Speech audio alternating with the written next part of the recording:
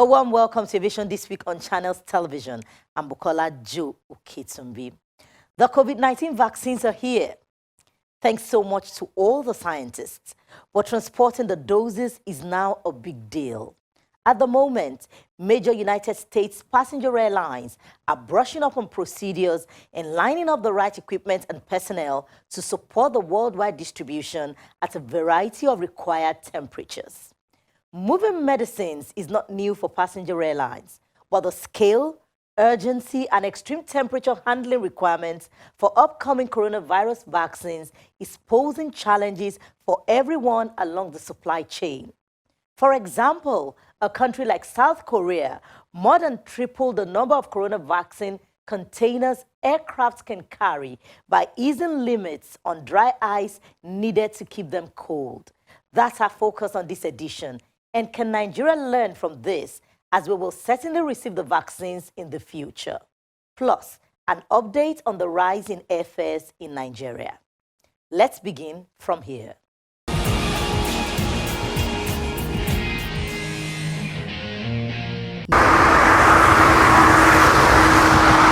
Air freight is key in supporting the global trade system. Each year, trillions of dollars worth of goods are transported by air. Air freight is known to be the best transport alternative for high-value and low-volume shipments. The most important benefits from air transport go to passengers and cargo agents and the spillover impacts on their businesses. A key economic flow stimulated by good air transport connections is foreign direct investment, creating productive assets that will generate a long-term flow of GDP. Demand for air cargo has rebounded sharply since national lockdowns have eased, with strong growth expected for the remainder of 2020. For the International Transport Association, air cargo demands appears to be one of the few bright spots in the global airline sector, owing to the transport of medical equipment and essential supplies. Here in Nigeria, industry practitioners put figures to the face of cargo recovery. We're grossing, if you look at our cargo volume, we're doing something like 5.5 million tons and above, During the period of COVID-19, during the lockdown, it came as low as about just 1 million ton. So you can see the gap of about 4 million ton difference, And but later, as the month progresses, it started picking up gradually. And as of today, we are not back to that volume that we're having before COVID-19. But the cargo airlines and even some of the passenger airlines have started coming in, gradually. So I can say 55%. So it's not uhuru yet, but it's good at least. If you go to the warehouses, you find out that you don't have that much cargo. But at least we still have stuffs coming in, getting people busy. While IATA highlights that air freights will be required to transport a COVID-19 vaccine, and now, just what IATA has been asking for is what airlines are now preparing for.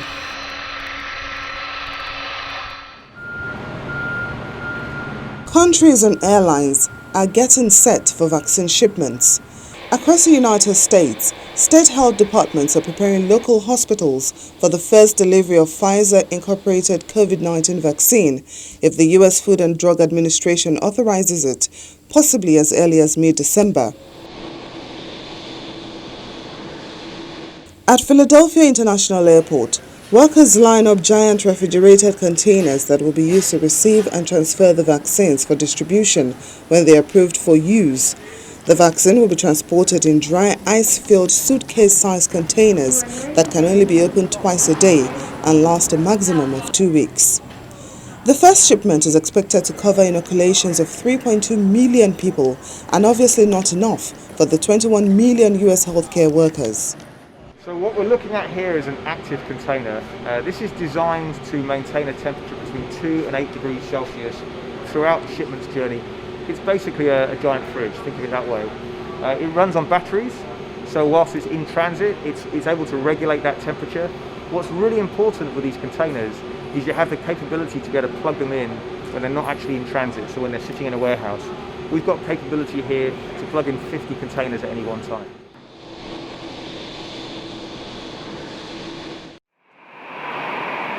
Now to Belgium, where the Brussels airport is also putting all hands on deck to ramp up preparations to handle the transport of the COVID-19 vaccines, and destination is the United Kingdom, where some 800,000 doses of the Pfizer-BioNTech vaccine is to be delivered following approval for use by health regulators.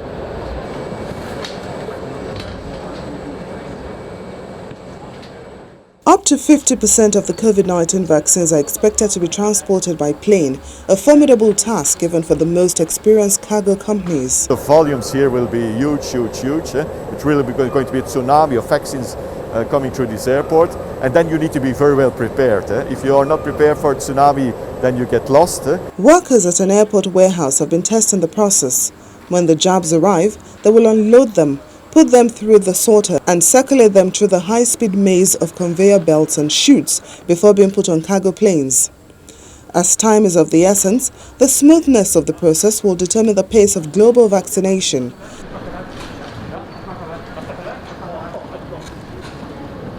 According to air cargo authorities, the biggest challenge undoubtedly is temperature control. The main challenge we face when transporting and distributing the vaccines is maintaining the temperature throughout the whole supply chain.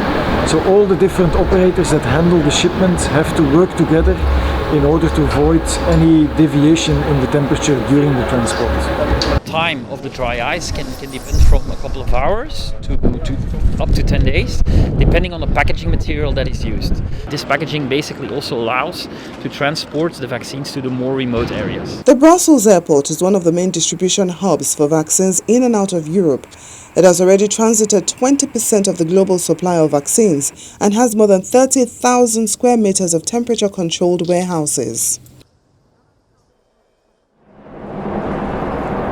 And in South Korea, the country has more than tripled the number of coronavirus vaccine containers aircraft can carry by easing limits on dry ice allowed on board planes that is needed to keep them cold.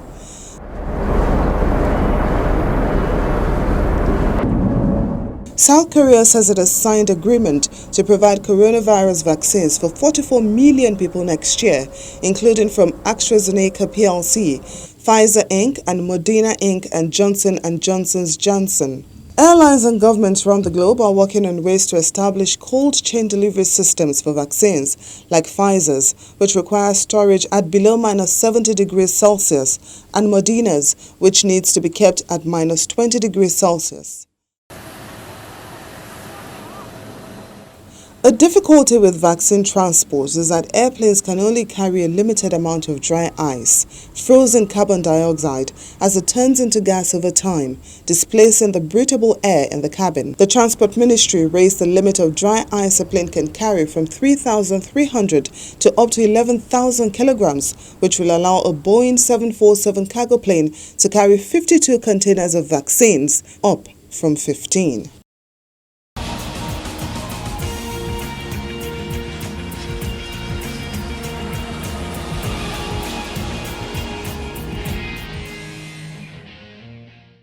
Our guest operates in the cargo chain of the aviation sector, and he says handling the COVID-19 vaccines when it eventually gets to Nigeria may be done in conjunction with private pharmaceutical companies who are already in the vaccine distribution chain. Plus, additional facilities may be required to handle the issue of extreme cold temperature. There's more from our guests. Okay, the challenge is the temperature requirement for this vaccine, especially those produced in the US and in Europe. That produced in Russia is slightly better. So the challenge is most of the vaccines, at least the ones we've had, have a storage requirement of -70 degrees centigrade. And that's a very tough and tall order to do, which means that there are special refrigerators in ULD containers that has to be created to be able to maintain that level of temperature. And if you know, moving vaccine is very delicate because the temperature must not go off that -7 degrees centigrade. There are three parts to moving it into Africa. The first part is the airline part. The airline part, the airlines are working on it, especially those who have their farmer certified. What I mean farmer certified, there are airlines, about 4 major airlines have been certified by IATA, which is their time, temperature sensitive, and they have dedicated aircraft to move pharmaceutical products, where this vaccine now comes very in handy. Airlines like Qatar, like Lufthansa, have very good time and temperature cargo, and they've been certified by IATA to move those cargo. So that's the one good step. Now, when they now get to Nigeria, the issue is the handling part, which is the transition between the air freight and then moving on land to where it's needed.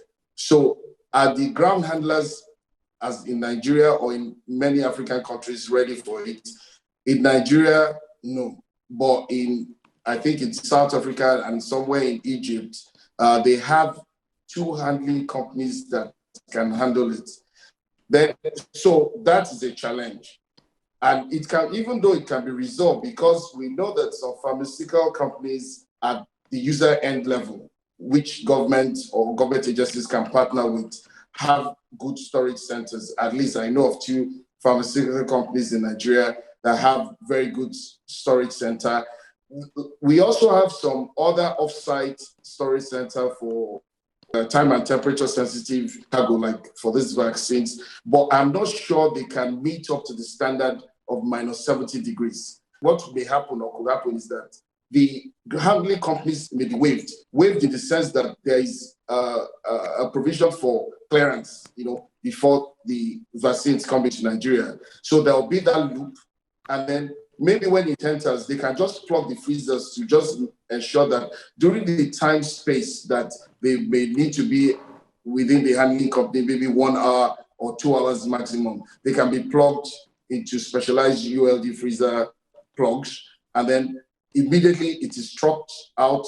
It's inside with also a vehicle that can still have the opportunity to have that refrigerator freezer ULD connector till it gets to the final end, which is maybe any of the pharmaceutical companies or any government hospital or agency that has provided or made provision for this storage center. I can't think of any hope. It's quite difficult. Even in Europe, it's quite difficult because they have to have specialized centers where these vaccines can be deployed. So people have to move there. It's not like all these other vaccines that they have good temperature range that is manageable. I believe over time, they will improve on it to the extent that the temperature requirement will be dropped. But as of now, even in Lagos or any Abuja, it has to be specialized centers that these vaccines can be given. Of safety, we have another layer of safety that we can fly safe. Presently we have COVID-19 testing before you travel, so that's one layer of safety. We have face masks, that's another layer of safety. We have social distancing, that's a layer of safety. Now we have vaccine, which is another layer of safety. So it makes travel, yes, it's good news because it's definitely a good news. And it will also bring innovation to the cargo management of the cargo business too as well. As you can note that movement of these vaccines and materials will be needed, the new products that will be created as enablers and enhancers of these vaccines in terms of transportation, we have to handle it. Welcome back. Airlines across the globe are restructuring to cope with the impact of COVID-19 on their businesses. Here in Nigeria, domestic carrier Arik Air sacks 300 and Portugal TAP Airline lets go of over 3,000 staff. That's on our next report.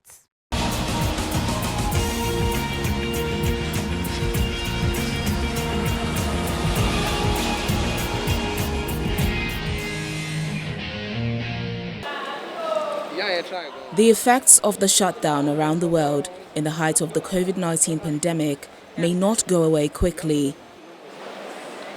Here in Nigeria, domestic carrier Arik has sent 300 staff packing as it can no longer afford the wage bill.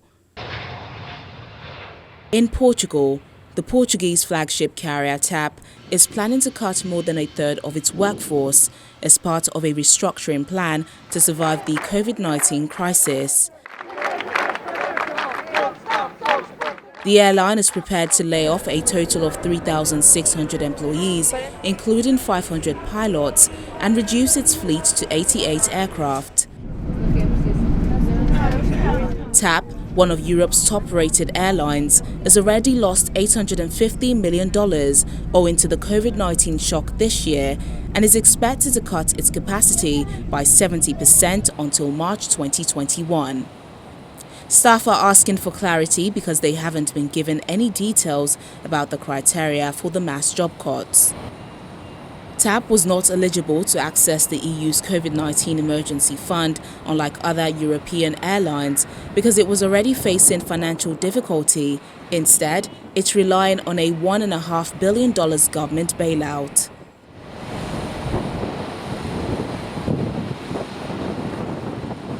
The Portuguese government is set to go to Brussels on December 10 to present this restructuring plan, but many TAP employees argue that the cuts included in this plan will cause TAP to be understaffed and unable to compete with its European counterparts once the travel starts to pick up and the aviation industry starts to take off again.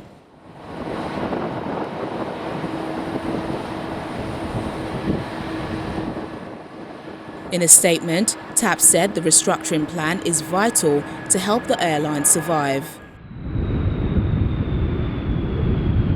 From TAP Portugal to IAG Airline Iberia, which is completing its third passenger fleet conversion to tackle the drop in flights due to the coronavirus pandemic.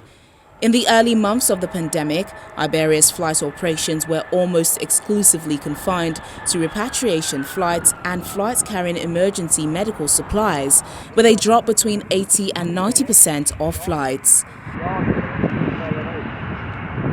Workers removed all the 270 seats from the Airbus 330 and fastened the netting to floor rails where the seats used to be anchored. The aircraft can transport a total of 18 tons of load. The first route of this renewed aircraft will be to Caracas in Venezuela. Other routes for cargo flights include Los Angeles, Israel and China. The transformation itself is about removing all the 270 seats and then putting certain areas were covered by nets. So we put all the load within the cabin. So basically it cannot be very big volume, very big size cargo, but it's a total of 18 tons that we can load in the aircraft other than the ones in the bay.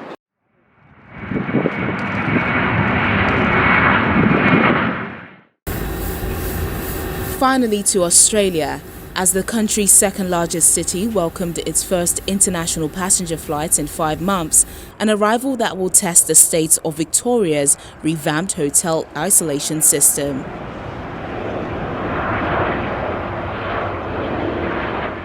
The new system greeted Australians arriving on a flight from Sri Lanka, who will now no longer be allowed to leave their rooms under the new hotel isolation restrictions. Travellers must complete a G2G pass declaration, stipulating they do not have any COVID-19 symptoms and which jurisdictions they have been in over the previous 14 days, including if they have knowingly come in contact with someone from South Australia. Australia has since March closed its borders to non-citizens, but airports serving Melbourne, Victoria's capital, stopped accepting any arrivals in late June after an outbreak of COVID-19 that began at 2 hospitals where arrivals were isolating. Western Australia said that from Tuesday, December the 8th, it will remove restrictions on people arriving from Victoria and New South Wales. The move will see nearly all Australia's internal borders reopened, a boost to domestic tourism operators and airlines such as Qantas and Virgin Australia.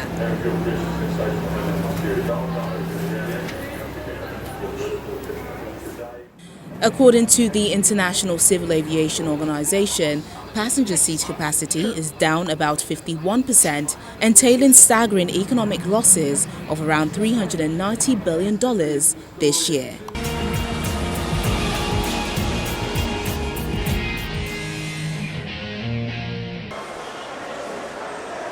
The cost of air tickets along several routes have doubled due to the high demand for air travel in the face of the rising insecurity in the country and the cost of flight operations.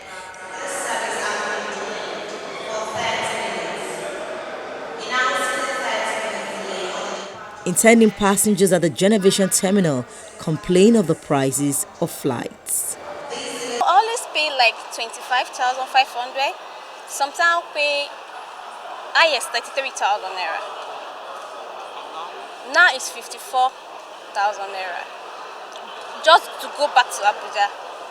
Since this COVID-19, normally before the COVID-19 experience, Lagos to Abuja used to be around 23, 25.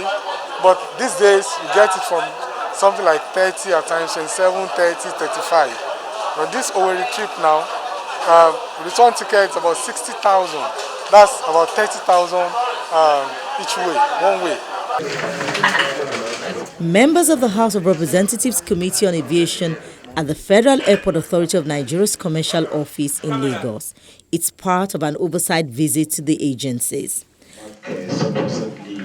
The helmsman at the Airport Authority, while breaking down the agency's financials, said FAN has no operating surplus.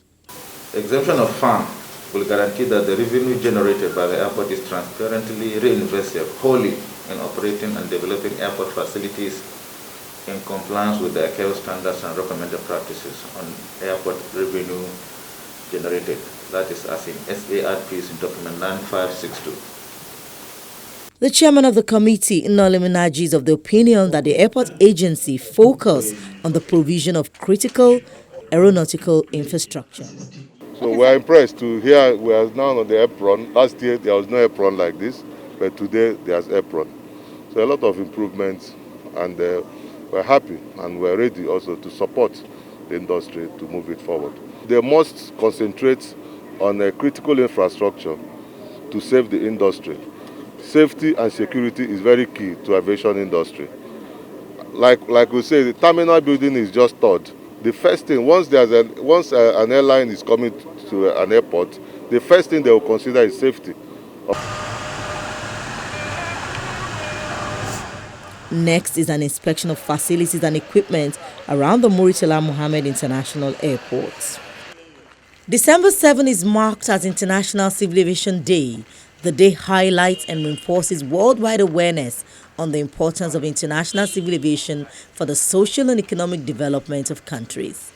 ICAO has decided that from now until 2023, the theme of the celebration is Advancing Innovation for Global Aviation Development.